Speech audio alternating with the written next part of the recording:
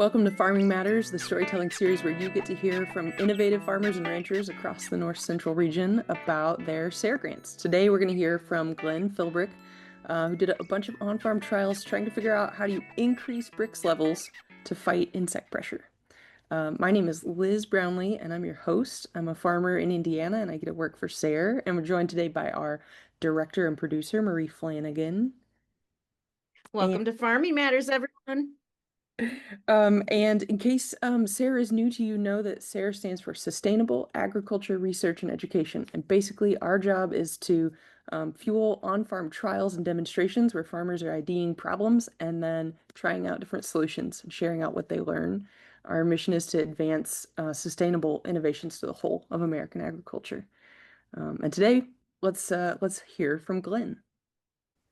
Good afternoon. Thank you for having me. My name is Glen Philbrick, and I farm at Hiddendale Farm, a more than century-old family farm in Circle, North Dakota. And today I'm at my office at Standing Rock, where I'm also faculty at Sitting Bull College. What led to this study, this proposal, was out of necessity. In dry years, sometimes you have insect pressure, and it may vary by region, but in drought years, sometimes we have grasshoppers. Generally not the first year of drought, but usually the second and thereafter.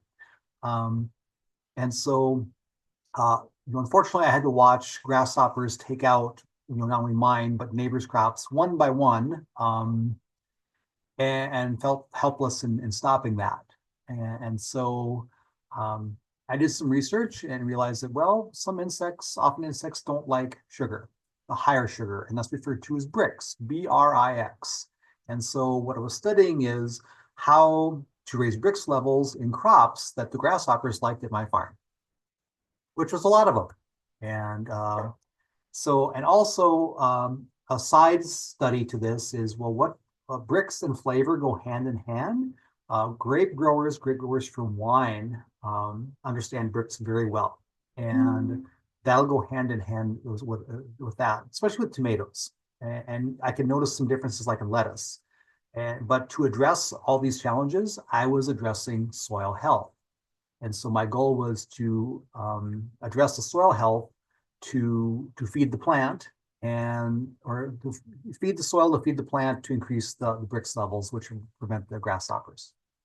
And that was the basis of my study. And so here's some examples of photos of what was affected by grasshoppers in a year.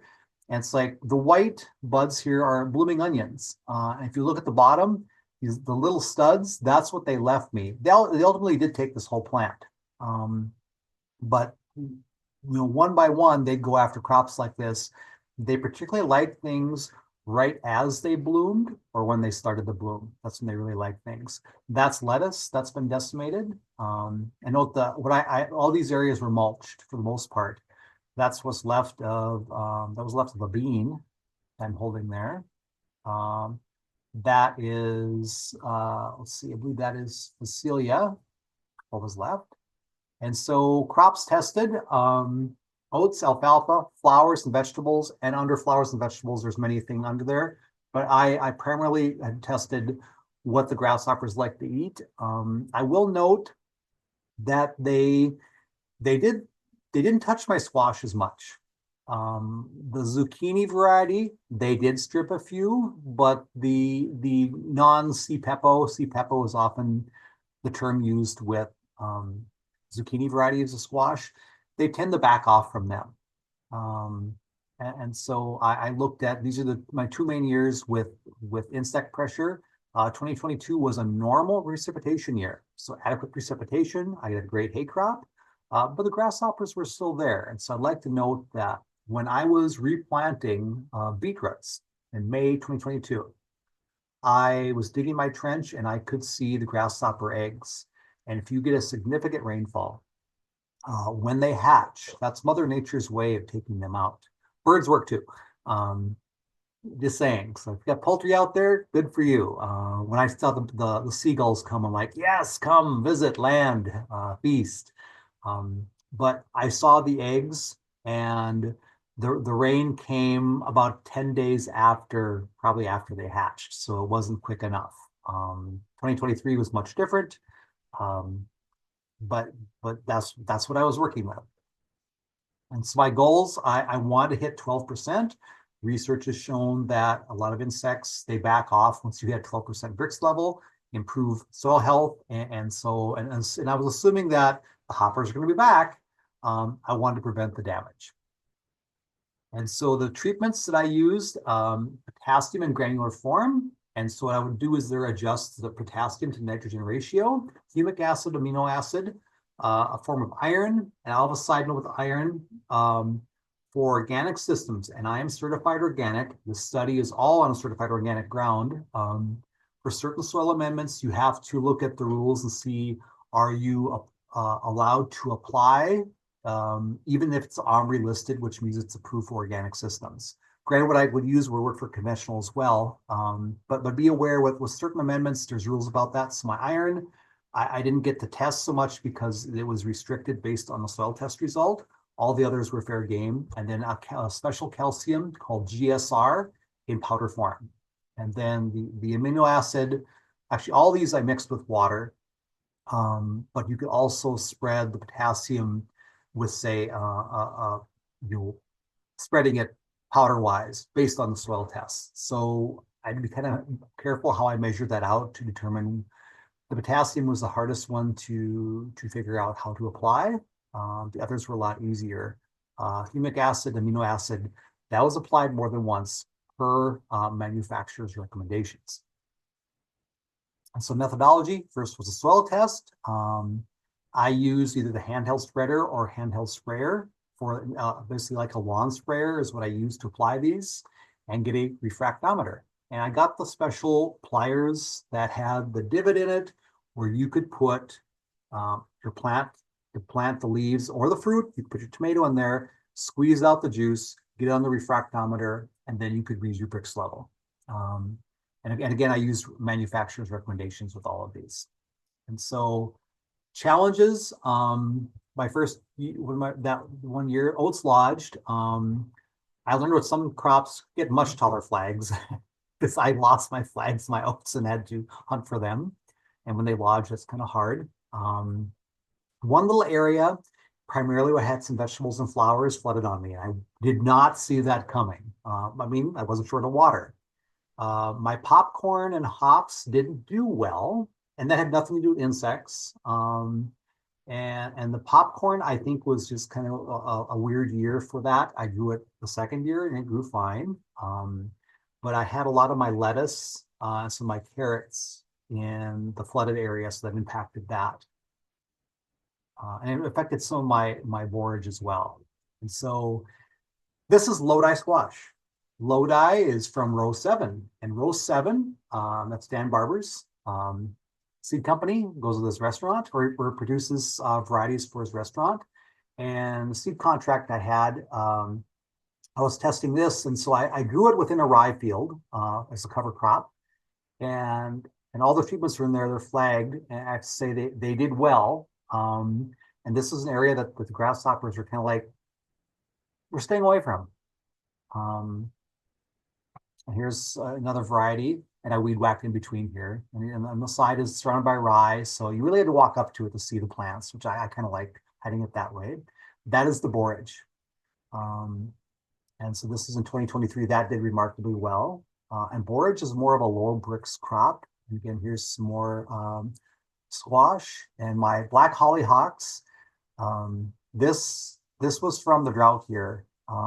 They left me some of it. But in the background, you can see how it was kind of decimated there.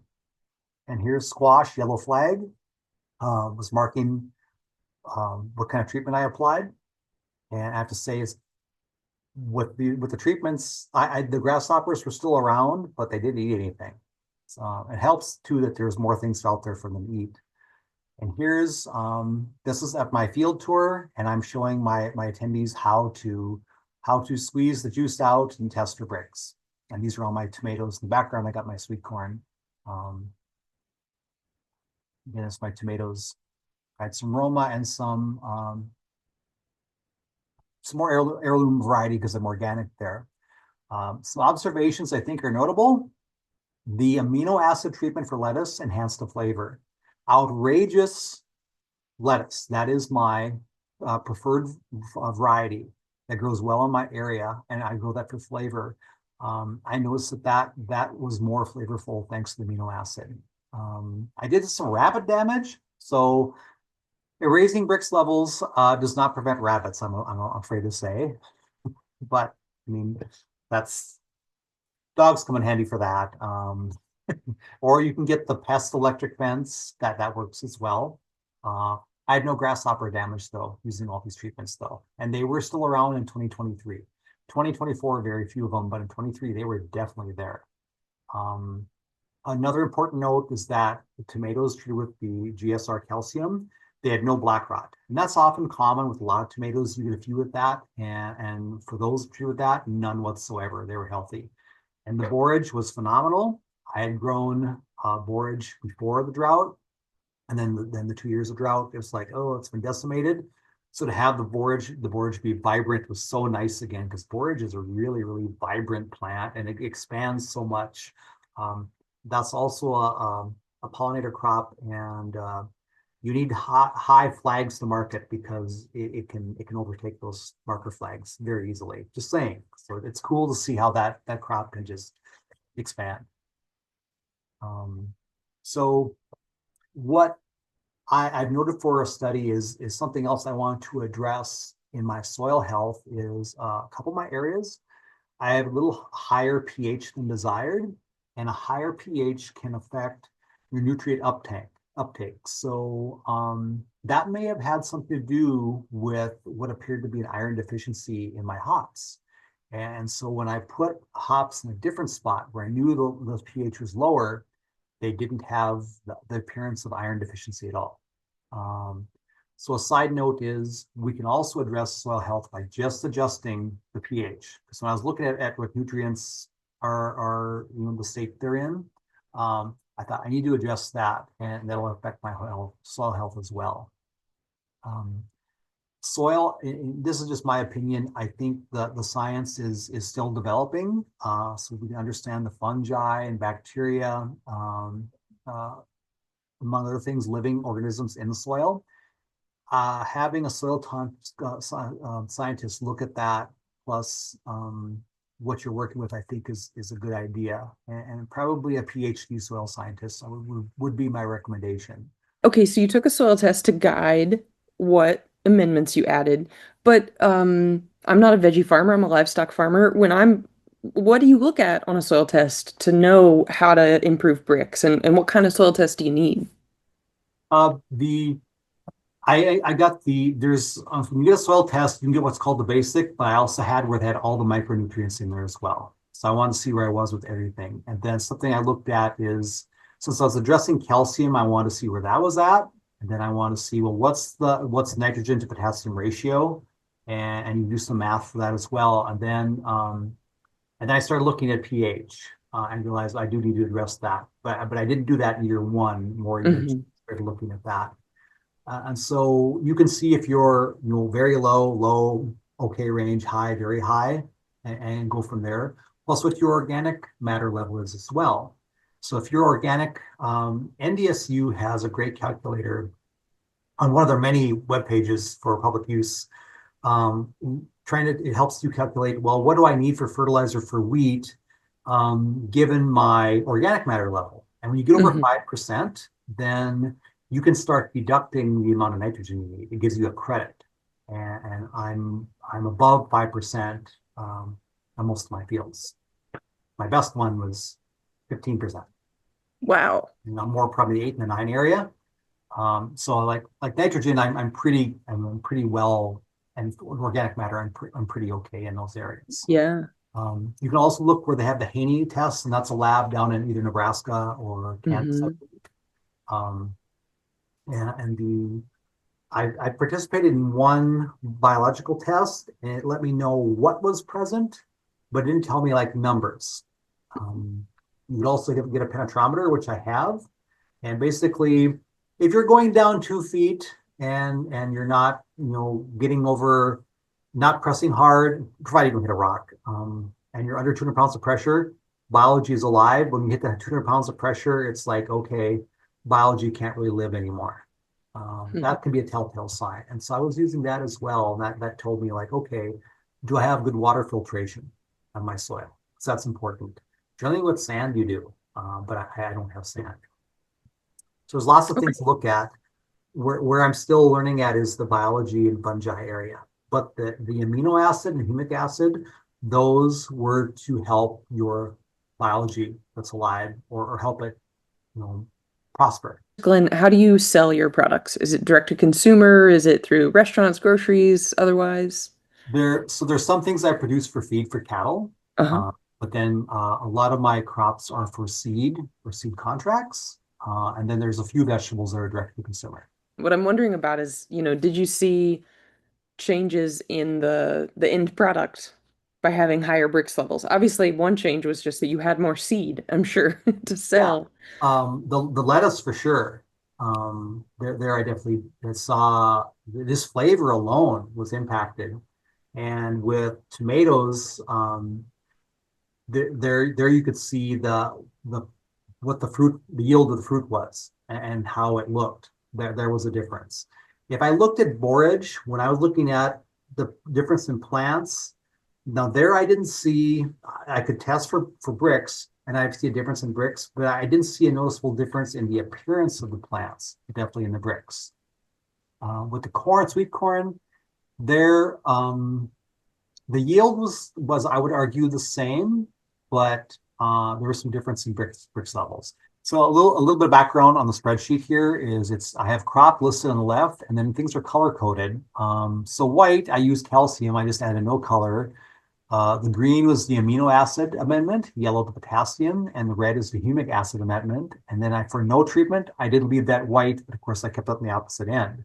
And all these percentages are the Brix level percentages. And that's the reading from my refractometer. And often I took more than one sample in the same area of the treatment, and I just averaged those together. This is just 2024. And so I have things color coded plus the control variable where we did nothing. And so I noticed the humic acid had a major impact on my alfalfa.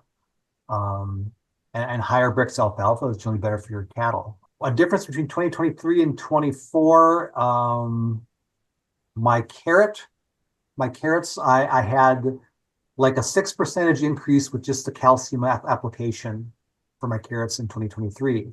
I hit 10% in 2024. And of course, I put things in a different spot.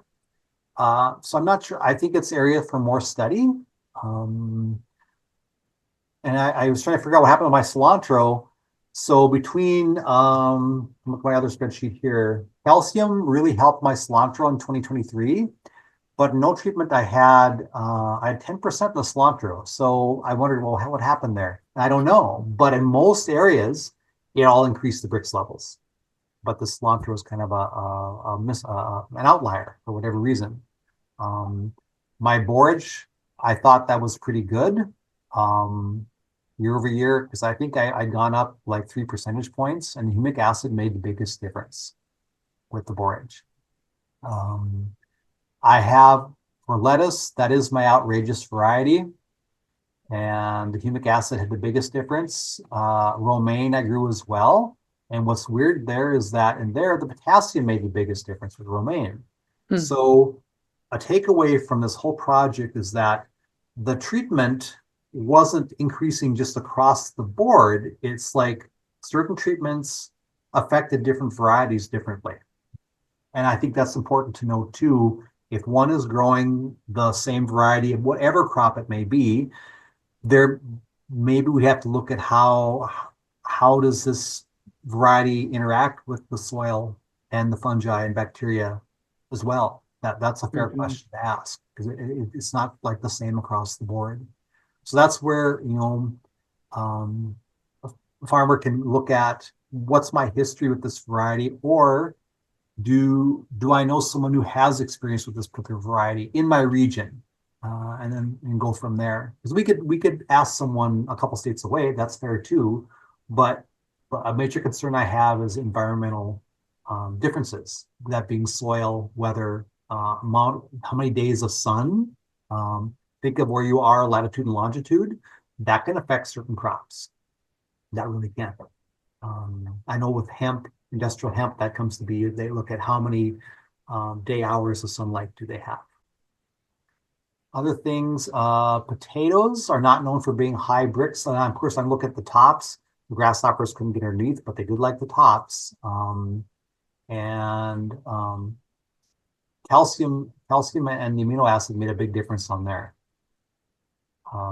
Soybeans, I have to say that the calcium, that made a big difference there, as did the humic acid. I don't think anything else. Tomatoes, calcium was the winner on that one. Really is.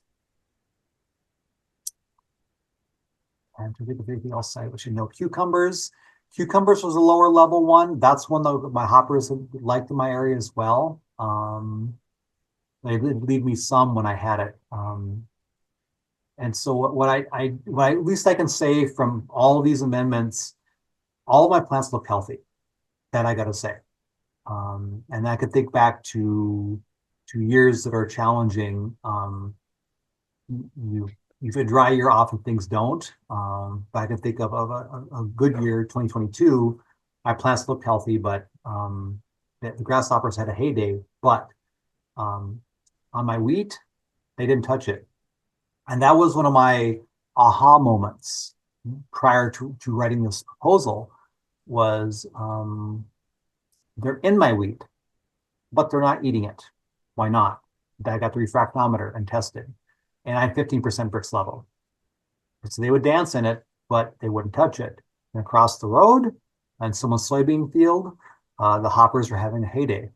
And so I walked across and I tested the Brix, and it was like 9 and 10%. I'm like, that was my second aha moment in that. So I could see to where they were loving it and when they weren't. That's some major takeaways I've had from this project.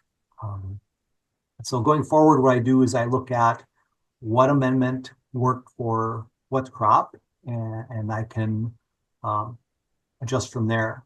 And so two of the things that I really jump at for Brix is my tomatoes and peppers, because those are a couple of things I'm really fond of. I can't get enough of those. Well, this is great, Glenn. Thank you, thank you, thank you. It's neat to think about how looking at those Brix levels can really give us a window into what's happening that just watching our plants can't alone, and can help us be resilient despite a drought. And it's like, well, I mean, you can have insect pressure on a good year too, because some things just might come. Well, I'm so glad you shared what happened with the Brix levels and grasshoppers on your place, Glenn. Thank you very much. Thank you for having me. I've enjoyed this very much.